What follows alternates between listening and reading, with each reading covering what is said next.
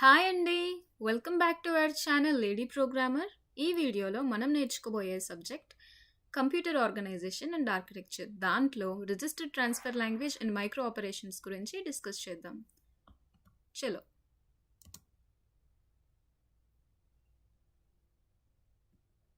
So what is a register? Register is a small high-speed storage location inside the CPU. మనకి మెమరీస్లో ఏం తెలుసు? Temporary memory, which is RAM, and the permanent memory, SSD or HDD. ఈ కొత్త register ఏంటి అంటే CPU లోపల సిపియుకి very near access చేయడానికి ఒక చిన్న టినీ మైన్యూట్ మెమరీ లొకేషన్ ఉంటుంది. దాన్ని రిజిస్టర్ అంటారు. అది ఒకటే కాదు, మల్టిపుల్ చాలా రిజిస్టర్స్ ఉంటాయి అండ్ వాటికి డిఫరెంట్ పర్పసెస్ ఉంటాయి. సో వాటిని యాక్సెస్ చేయడం సిపియుకి తొందరగా అవుతుంది అండ్ అవి చిన్న స్టోరేజెస్ కాబట్టి వాటిని యాక్సెస్ చేయడానికి టైం పెద్దగా పట్టదు. So it temporary stores the data or instruction that CPU is currently using. So అట్లాంటి చిన్న రిజిస్టర్స్ కొన్ని మాత్రమే ఉంటాయి. దాంట్లో ఉన్న డేటా అంతా ఉంచడం చాలా కష్టం.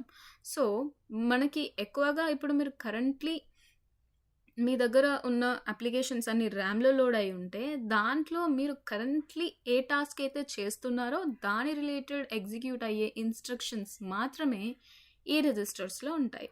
So it is much faster than RAM. So RAM కొంచెం సిపియుకి దగ్గరలో ఉంటేనే స్టోరేజ్ ఎస్ఎస్డి కన్నా చాలా ఫాస్ట్. అలాంటిది రిజిస్టర్స్ అంటే సిపియు లోపలే ఉంటాయి, వెరీ ఫాస్ట్ కదా, ఇంకా much faster.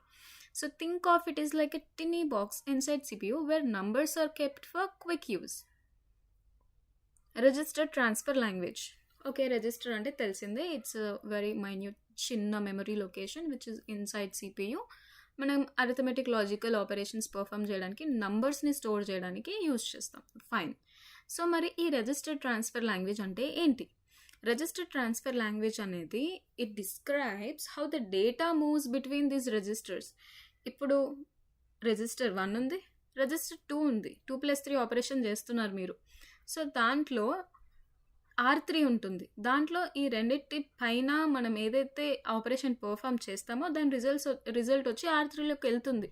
But how the data is moving from where to where, how what's happening to the data అని చెప్పేదే registered transfer language. It's not actually a language which is known by computers or laptops. It is just a human readable form of transferring of the data. ఇప్పుడు మనకి కంప్యూటర్లో అక్కడ R1లో data store అవుతుంది, R2లో store అవుతుంది, 2 add అవుతాయి, temporary డేటాలో store అవుతుంది, అవుట్పుట్కి వెళ్తుంది. ఫైన్, అది తెలుసు. But how we can represent it in a way that human understands. So దానికోసమని మనకు ఒక లాంగ్వేజ్ ఉంది, అదే registered transfer language. It is return using simple symbols to show the data movement and processing. Simple example తీసుకుందాం. Move the data stored in register 1 to register 2. For example కోడ్లో మీరు రాశారు A=B అని. సో డేటా ఎలా move అవుతుంది? A అనే data R1లో, B అనేది R2లో. సో R1 వచ్చేసి సోర్స్, R2 వచ్చేసి డెస్టినేషన్. సో ఆరో ఎటు చూపిస్తుంది? R2 side, which means R1, the data in the R1 is moving towards R2. So A=B అయింది కదా. Next, add the data in R1 and R2 and store the result to R3. ఈ example ఏంటి?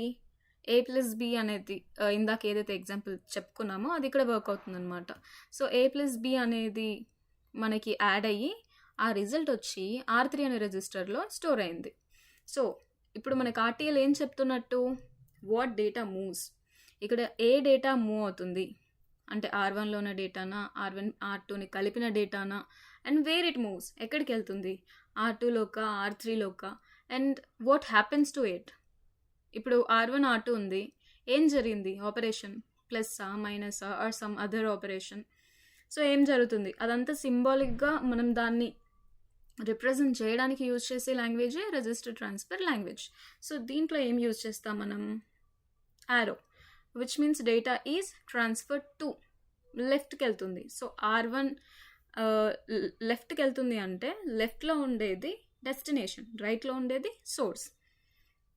everything on the right side of the arrow is the source, everything on the left side of the destination, left side is the destination. So R1 అనేది source, R2 అనేది destination. ఇక్కడ example ఒకటి చూస్తే R1 నుంచి R2కి data వెళ్తుంది. So data moves from R1 to R2. Okay, fine. What is micro operation then? Micro operations are the smallest actions that happens inside the CPU on the data stored in the registers. So ఇప్పుడు R1 plus R2 ఉంది, addition జరిగింది. Addition is a చాలా చిన్న action that CPU can do. So they are like tiny steps that make up a big instruction. ఒక CPU అనేది చాలా complex టాస్క్ని చేయగలదు, but it will divide those into very minute smallest actions. వాటిని మనం micro operations అంటాము. Example, when you tell the computer add 2 numbers, the CPU actually does it step by step using micro operations.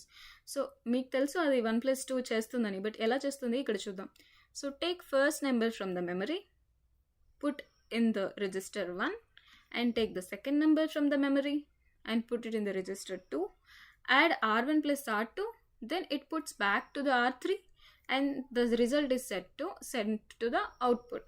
So మీకు last video చూసి ఉంటే మీకు అందులో block diagram గుర్తొచ్చి ఉంటుంది. సో అందులో చెప్పుంటాను నేను, రెజిస్టర్స్ నుంచి డేటా ఎలా ఇన్పుట్ నుంచి తీసుకొని రెజిస్టర్లో స్టోర్ చేసుకొని ALU ఆపరేషన్ పర్ఫామ్ చేసి కంట్రోల్ యూనిట్ సిగ్నల్ ఇవ్వడం వల్ల అది ఎలా అవుట్పుట్ యూనిట్కి వెళ్తుంది అని. సో ఇవన్నీ ప్రతి ఈ 1 2 3 4 ఈ 4 స్టెప్స్ కూడా మైక్రో ఆపరేషన్స్ అన్నమాట. So each of these steps is a micro operation. So ఈ రిలేషన్ ఏంటి మరి ఆర్టీఎల్కి, రిజిస్టర్ ట్రాన్స్ఫర్ లాంగ్వేజ్కి, అండ్ మైక్రో ఆపరేషన్కి? RTL is the language or a notation use to describe the operations between registers. So RTL అంటే నీకు నాకు, so హ్యూమన్స్కి అండర్స్టాండబుల్ లాంగ్వేజ్ అనమాట. So we can write it, రాసి అంటే రాయగలిగేలాగా ఒక లాంగ్వేజ్ మనం రాసుకున్నాం ఆపరేషన్స్ పైన, అదే RTL. Micro operations are the actual actions happening inside the CPU. Difference తెలిసింది కదా. సో ఆర్టీఎల్ అంటే the way we write it, micro operation అంటే the way CPU does it. So types of registers ఇందాక చెప్పుకున్నాం కదా, different resistors ఉంటాయని, వాటికి different purposes కూడా ఉంటాయి. అవి ఇక్కడ చూద్దాం. అక్యుములేటర్ అంటే holds the intermediate arithmetic and logical unit results. For example A + B + C, దీన్నే నంబర్స్లో చూస్తే 2 + 3 4 ఈక్వల్ టు వాట్? సో 2 + 3 + 4 అనే ఈ ఇన్స్ట్రక్షన్ని చేసేటప్పుడు CPU ఏం చేస్తుంది? సో CPU అనేది 2ని ఒక R1 అనే రిజిస్టర్లో స్టోర్ చేస్తుంది, 3 అనే దాన్ని R2 అనే రిజిస్టర్లో స్టోర్ చేస్తుంది. 2 + 3 ఎంత? 5 అనేది ఇంటర్మీడియట్ రిజల్ట్, దాన్ని మళ్ళీ 5తో యాడ్ చేస్తుంది అనమాట. సో ఆ ఇంటర్మీడియట్ రిజల్ట్స్ని స్టోర్ చేసే రిజిస్టరే accumulator. Then what is program counter? It contains the address of the next instruction to be executed. For example right సైడ్లో చూస్తే మనకు ఇక్కడ ఒక ప్రోగ్రామ్ ఉంది. It's a very basic program. So where it is having four instructions. So ఈ 4 ఇన్స్ట్రక్షన్స్లో ఏం జరుగుతుంది? ఫస్ట్ ఇన్స్ట్రక్షన్లో stdio.h include. It's an instruction which is telling that load all the data from the standard input output.h header file. ఎందుకు ఆ header file ఎందుకు మనకి? So that ఇప్పుడు నువ్వు దాన్ని ఇంక్లూడ్ చేస్తే ప్రింట్ఎఫ్కి రిలేటెడ్ డెఫినేషన్ మనకు అక్కడ ఉంటుంది. సో అందుకని దీన్ని ఇంక్లూడ్ చేయాలి. So instruction number 1 and then int main instruction number 2.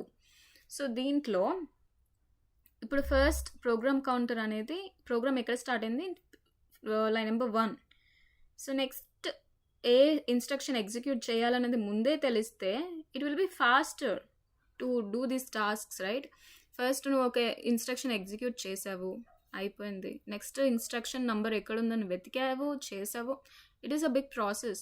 But if while you're executing one instruction, if you already fetched the address of the next instruction, it will be easier to get the next instruction and execute it.